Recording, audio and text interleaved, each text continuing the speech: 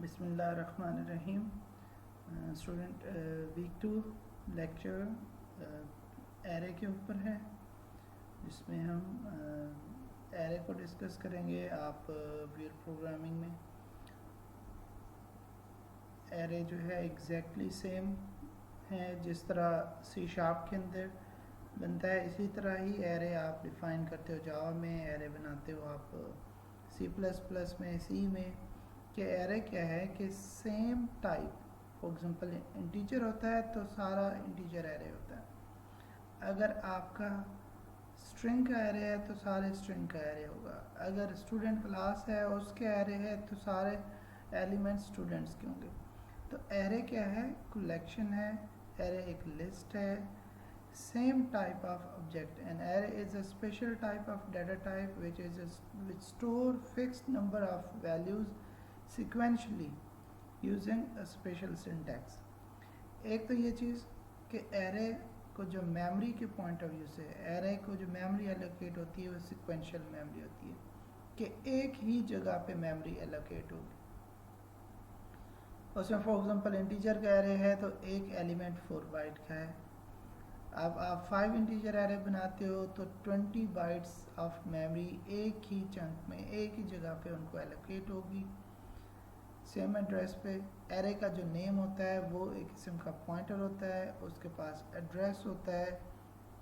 पहला address, first address of the element, first byte का ही एड्रेस होता है। जैसे वो पूरा एलिमेंट कैसे काउंट होता है कि वो जो डाटा टाइप जितनी मेमोरी की लेता है वो फर्स्ट एलिमेंट होता है।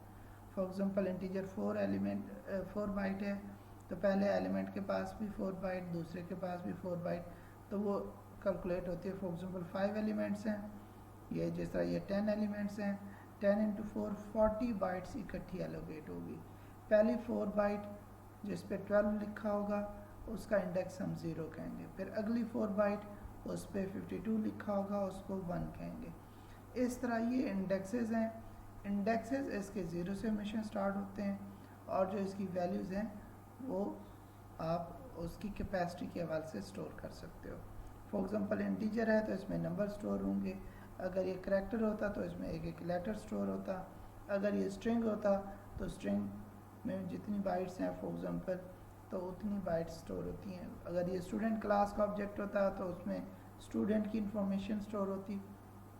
आपको पता है कि आप चाहे कोई system defined data type use करें या यूज़र डिफाइंड किसी डाटा टाइप को यूज़ करें या क्लास को यूज़ करें, हर एक का ऑब्जेक्ट की मेमोरी साइज़ डिफाइन हो जाती है कि उसके, अगर आपकी स्टूडेंट की क्लास है तो उसमें जितने डाटा मेंबर्स होंगे, हर मेंबर्स को जितनी मेमोरी एलोकेट हो रही होगी तो वो डिफाइंड है। तो एक ऑब्जेक्ट का साइज़ आपको पता है फिक्स्ड है। अब जब आप उन ऑब्जेक्ट्स का एरे बनाते हो तो आपको पता चल जाएगा इस एरे को टोटल मेमोरी एलोकेट कितनी होनी है। अब एरे के नेम के पास इस 0 इंडेक्स एलिमेंट का एड्रेस होता है।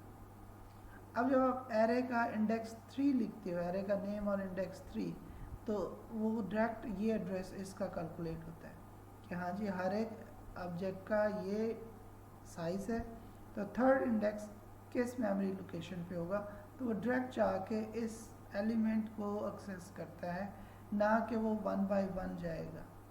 तो एक तो ये फास्ट होता है कि जब भी आपको इंडेक्स मेंशन करते हो डायरेक्ट उसी एड्रेस पे, उसी लोकेशन पे जाके डाटा को रीड करना, उसी एड्रेस लोकेशन पे जाके डाटा को राइट करना। Array is fast than any other data structures like list, उसकी निस्बत ये फास्ट होता है, बहुत फास्ट होता है।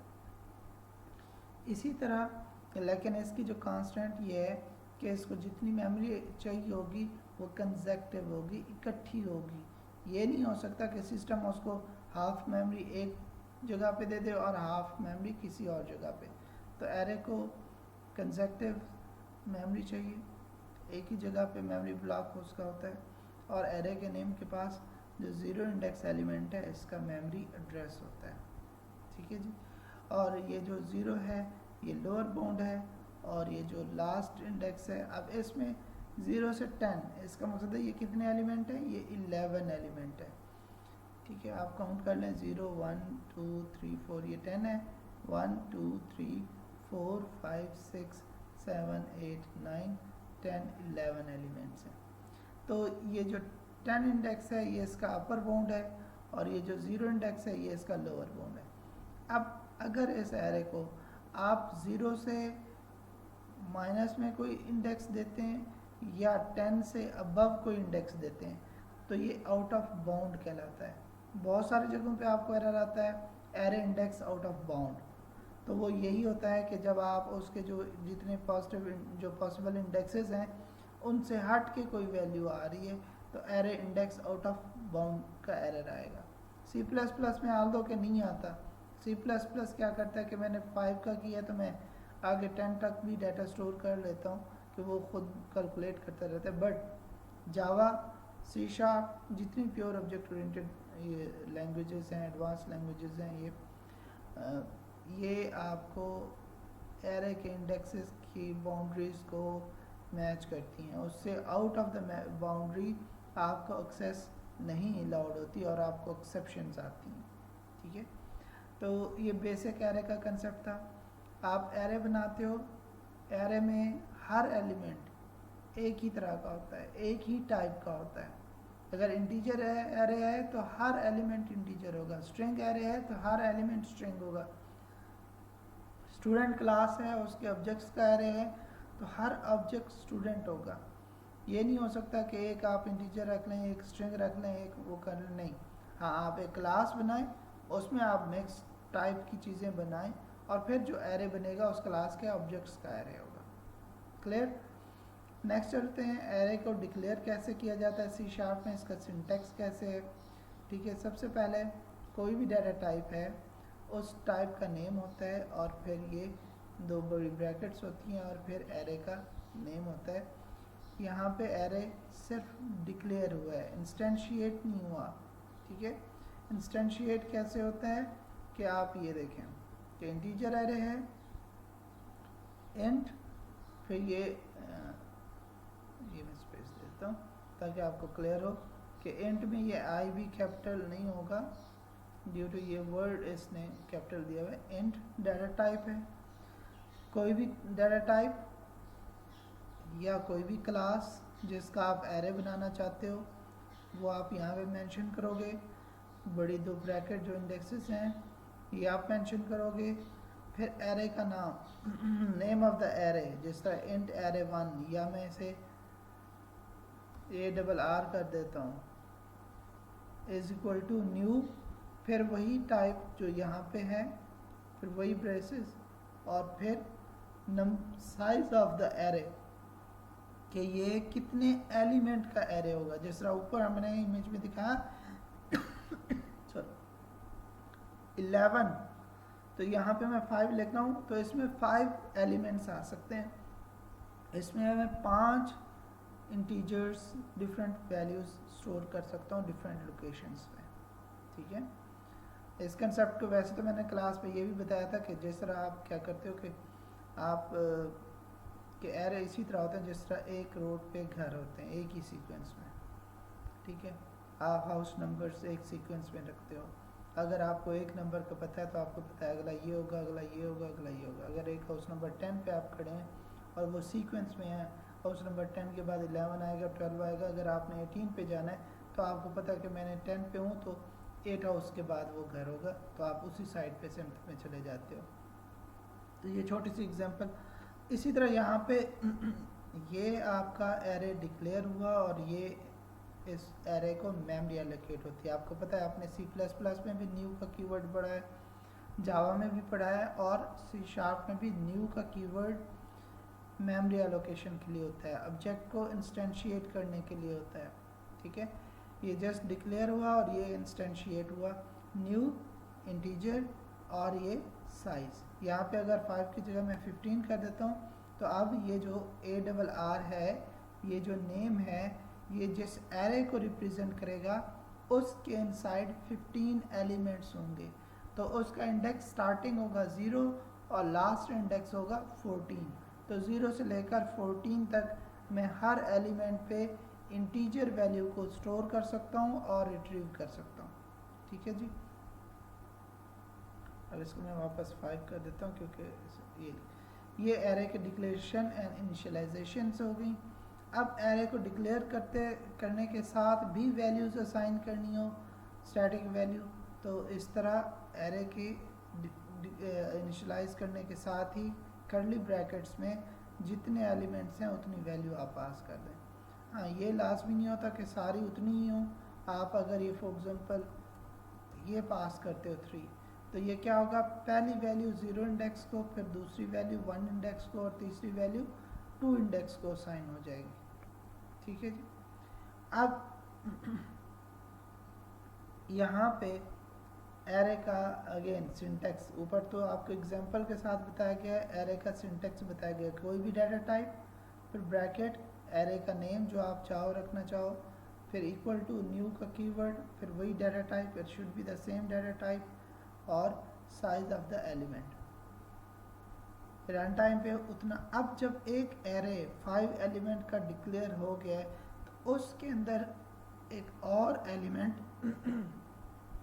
सॉरी एक और एलिमेंट ऐड नहीं हो सकता। आप एरे की लेंथ 1 डिफाइन कर देते हो तो उसके बाद उसमें कोई एलिमेंट ऐड या रिमूव नहीं हो सकता। हाँ, उसमें उतने ही एलिमेंट्स रहेंगे, उनकी वैल्यूज़ चेंज हो सकती हैं। आप किसी वैल्यू को 0 कर दें, किसी को नल कर दें, किसी को कुछ कर दें, बट उसकी लेंथ को इंक्रीज़ या डिक्रीज़ नहीं कर सकते। अगर आपने इंक्रीज़ डिक्रीज़ रन टाइम को ग्रोथ चाहिए तो फिर एरे नहीं, फिर हम कुछ और आगे पढ़ेंगे नेक्स्ट लेक्चर्स में, फिर वो हम यूज़ करेंगे। तो इसमें इसका फ़ायदा क्या है कि फॉर एग्जांपल आपने 5 वेरिएबल्स बनाने हैं इंटीजर टाइप के, तो आप 5 वेरिएबल बनाएं। लेकिन अगर आपने 50 बनाने हैं तो आप कैसे करोगे? आपने 50 स्टूडेंट है, 50 स्टूडेंट के फॉर एग्जांपल नंबर स्टोर करने हैं, तो क्या आप 50 वेरिएबल्स बनाओगे ABCD? नहीं। आप क्या करते हो, 50 का इंटीजर एरे बना लेते हो। फिर अगर आपने 50 इनपुट लेनी है तो क्या आप जिस तरह C++ में CN लिखते हो या यहाँ पे console.readline लिखते हो, तो क्या 50 इंस्ट्रक्शन 1 by 1 लिखोगे? नहीं। आप लूप लिखते हैं, 50 टाइम आइट्रेशन उसकी होती है और वो 50 टाइम इनपुट लेता है। Just 3 to 4 line of instruction जो रिपीट होती रहती हैं लूप के अंदर, या 1 or 2 इंस्ट्रक्शन जो रिपीट होती हैं लूप के अंदर, लूप 50 टाइम चलेगा। तो ये कोडिंग में हमें हेल्प होती है, रिफाइनमेंट होती है, यही लॉजिक होती है कि अगर एक ही टाइप की चीज़ें हैं आपने मल्टीपल रखनी है तो आप उतने वेरिएबल बनाने के बजाय एक एरे बना लेते हो और फिर उस एरे में इनपुट लेना, उस एरे को आउटपुट करना, उस एरे को सॉर्ट करना, उस एरे को मैनिपुलेट फर्दर करना इजी हो जाता है इंस्टेड के उतने नंबर ऑफ वेरिएबल्स को मैनेज करना। फॉर एग्जांपल आप सोचें ना, फॉर एग्जांपल आपके पास 10 एलिमेंट्स हैं, उन 10 में से अगर आपने बड़ी वैल्यू फाइंड करनी है, लूप के बगैर आप कैसे कंपेयर करोगे? एक एक को लिखोगे इंस्ट्रक्शन हर एक से मैच करने के लिए, वो आप इमेजिन करें कि वो कितना लेंथी कोड होगा। ठीक है, तो उसकी बजाय लूप हमें हेल्प आउट करते हैं। लूप आप पढ़ चुके हो, फॉर लूप, ठीक है, while loop, do while loop, और आई थिंक जावा में आप फॉर ईच भी पढ़ चुके हैं। अगर नहीं तो यहाँ पे हम नेक्स्ट लेक्चर में फॉर ईच भी पढ़ेंगे। फॉर लूप, ये आपका फॉर लूप कहलाता है। फॉर लूप का सिंटैक्स है, इस फॉर लूप के अंदर 2 सेमीकोलन्स रिक्वायर्ड होते हैं और एक कंडीशन है। ये कंडीशन सिर्फ आप 1 भी लिख दें तो ट्रू, इधर ट्रू चाहिए होता है, ट्रू होगा तो ये लूप चलेगा। ठीक है, यहाँ पे आप कॉम्प्लेक्स कंडीशन या सिंपल कंडीशन लिखें 2 सेमीकोलन्स के दरमियान में, अगर इसकी वैल्यू ओवरऑल ट्रू बनती है, 1 is also true, 5 is also true, कोई नंबर लिख दें यहाँ पे या कोई कंडीशन लिख दें तो वो आपका ट्रू कहलाएगा। अगर वो ट्रू है तो ये लूप बॉडी में जाएगा। पहले पोर्शन को हम इनिशियलाइजेशन पोर्शन बोलते हैं, जो फर्स्ट सेमीकोलन से पहले हैं। यहाँ पे मल्टीपल वेरिएबल या सिंगल वेरिएबल डिक्लेयर और इनिशियलाइज होता है। ये ऑप्शनल है, लास्ट में नहीं है वैल्यू लिखें, बट सेमीकोलन इज़ रिक्वायर्ड। ठीक है, उसके बाद second portion, second statement loop की कंडीशन, यहाँ पे कम्प्लेक्स कंडीशन भी हो सकती है और सिंपल इसकी आउटपुट होनी चाहिए ट्रू। ठीक है, अगर ये ट्रू होगा तो फिर नेक्स्ट स्टेप होगा ये फॉर लूप की बॉडी। अभी एक इंस्ट्रक्शन है तो कर्ली ब्रैकेट्स के बगैर भी आप लिख सकते हो, बट मल्टीपल हैं तो कोड ब्लॉक आप लिखते हो, इस ब्रैकेट को कोड ब्लॉक बोलते हैं। कोड ब्लॉक के अंदर आप मल्टीपल इंस्ट्रक्शन लिखते हैं और फिर लूप का नेक्स्ट स्टेप होता है बॉडी के बाद ये लास्ट इंस्ट्रक्शंस इंक्रीमेंट डिक्रीमेंट। अब इसको हम इंक्रीमेंट बोलते हैं, बट नॉट रिक्वायर्ड कि हमेशा इसमें प्लस प्लस या माइनस माइनस होगा या प्लस प्लस आई और आई प्लस प्लस होगा। इसमें इंक्रीमेंट डिक्रीमेंट या इसमें भी मल्टीपल इंस्ट्रक्शन हो सकती हैं, तो एक वेरिएबल इंक्रीज हो रहा है एक डिक्रीज हो रहा है, और ये ऑप्शनल है, यहाँ पे नहीं भी हो सकता, ठीक है। बट जो रिक्वायर्ड चीज़ है ये दो सेमी कॉलन और उसके दरमियान में कंडीशन जिसकी आउटपुट ट्रू या फॉल्स में आए। जब तक ये आउटपुट इस कंडीशन की ट्रू आती रहेगी बॉडी एग्जीक्यूट होगी, ठीक है। अगर मैं यहाँ पे सेमी कॉलन लगा देता हूँ तो लूप की बॉडी क्या होगी? लूप की ये बॉडी, ये ब्लॉक इंडिपेंडेंट कोड ब्लॉक है, ये नहीं होगा लूप का। लूप की बॉडी ये इंस्ट्रक्शन है जो एम्प्टी इंस्ट्रक्शन है और सेमी कॉलन पे टर्मिनेट हो रही है, ठीक है। अब अगर ये 10 टाइम चलना है तो 10 टाइम ये वाली इंस्ट्रक्शन नहीं चलेगी, 10 टाइम ये चलेगा लूप, बट ये सिंपल 1 टाइम चलेगा। बहुत सारे स्टूडेंट इफ़ के बाद सेमी कॉलन लगा देते हैं, फॉर के बाद यहाँ पे सेमी कॉलन लगा देते हैं, जो कि बहुत बड़ी मिस्टेक है। और दे थॉट के ये जो ब्रैकेट के अंदर कोड ब्लॉक है ये लूप का है। इधर अगर आप सेमी कॉलन लगाएंगे तो ये कोड ब्लॉक लूप का नहीं है, ठीक है। अब इसमें आप इस एग्जांपल में क्या बताया गया कि एक इंटीजर माई एरे है और उसकी लेंथ 10 है, यहाँ पे ये गलत लिखा हुआ है, यहाँ पे इंट है, ठीक है। आपने माई एरे 10 इंडेक्सेस का 10 एलिमेंट्स का डिफाइन और डिक्लेयर इनिशियलाइज कर दिया, ठीक है। ये जिस तरह यहाँ पे न्यू से आ गया। इसके बाद कंसोल डॉट राइट लाइन पे हम मैसेज दे रहे हैं प्लीज़ एंटर 10 नंबर्स। अब हम लूप लगा रहे हैं, इंडेक्स हमेशा 0 से स्टार्ट होगा। ये लाजमी नहीं होता कि आई वेरिएबल ही हो, ये जे के एल कोई आप वेरिएबल का नाम रख सकते हैं, नो प्रॉब्लम।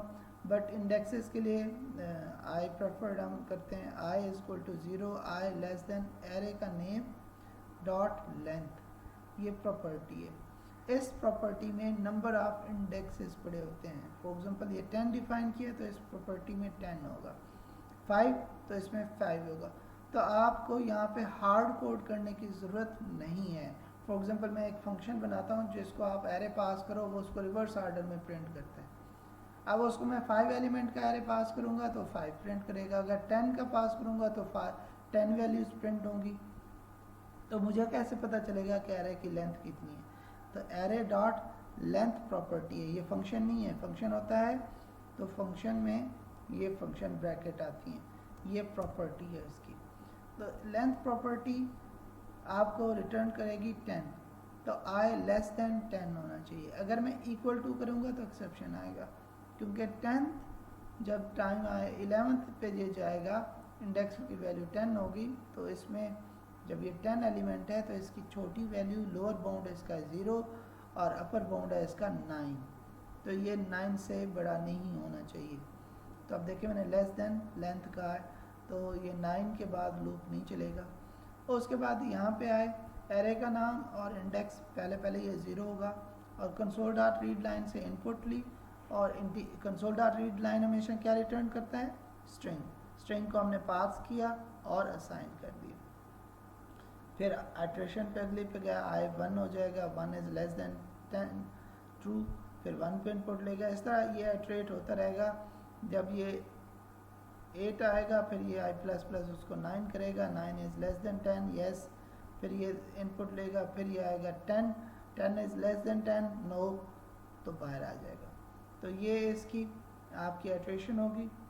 अब इसकी यहाँ पे आउटपुट, तो ये एक प्रोग्राम है जिसमें हम 10 का एरे डिफाइन कर रहे हैं।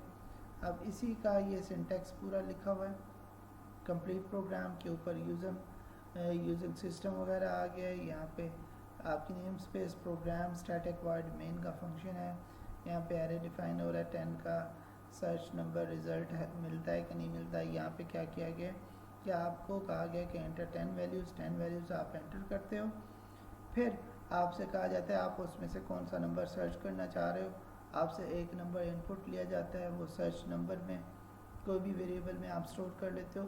देन आप आइट्रेशन चलाते हो फिर लूप के ऊपर दोबारा से, और हर इंडेक्स की एरे का नेम और इंडेक्स इसकी जो वैल्यू होती है उसको मैच करते हो इस जो इनपुट नंबर लिए, जिससे आपको मैच हो जाता है उसका फाउंड एट इंडेक्स, और इंडेक्स को प्रिंट कर देते हैं, रिजल्ट ट्रू कर देते हैं। और ये एक फ्लैग है बूल टाइप का। बूल, जब भी आप बूल वेरिएबल रखते हो और उसमें ट्रू फॉल्स के लिए कि हाँ मुझे मिला या नहीं मिला, तो उसको हम जनरली फ्लैग बोल देते हैं, बूल रिज़ल्ट या फ्लैग। तो उसको आप जो ही कहीं मैच करता है ये कंडीशन के अंदर है एफ के अंदर, तो वो ट्रू हो जाता है। उसके बाद जब ये इटरेशन होगा, अगर वही वैल्यू 2 या 3 जगहों पे हैं, वो 2-3 जगह उनके इंडेक्सेस प्रिंट हो जाएंगे कि वो 0 इंडेक्स पे मिली, 5 इंडेक्स पे मिली, 7 पे मिली। तो उसके बाद जब ये लूप ख़त्म होगा तो बाहर आएंगे। अगर इस वेरिएबल में शुरू में फॉल्स पड़ा हुआ है तो इसका मकसद है, अगर ये लूप में नहीं मिला अब भी फॉल्स है तो इसका मकसद है वैल्यू नॉट फाउंड, तो फिर हम कहते हैं नंबर नॉट फाउंड। अगर ये मिल जाता है तो ये वैल्यूज प्रिंट होती हैं, तो ये मैसेज हम प्रिंट नहीं कराते।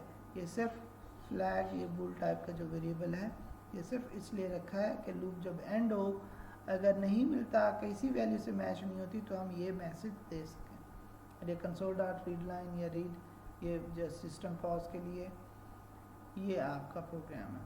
तो एरे के इस प्रोग्राम को नेक्स्ट वीडियो में प्रैक्टिस करके देखते हैं।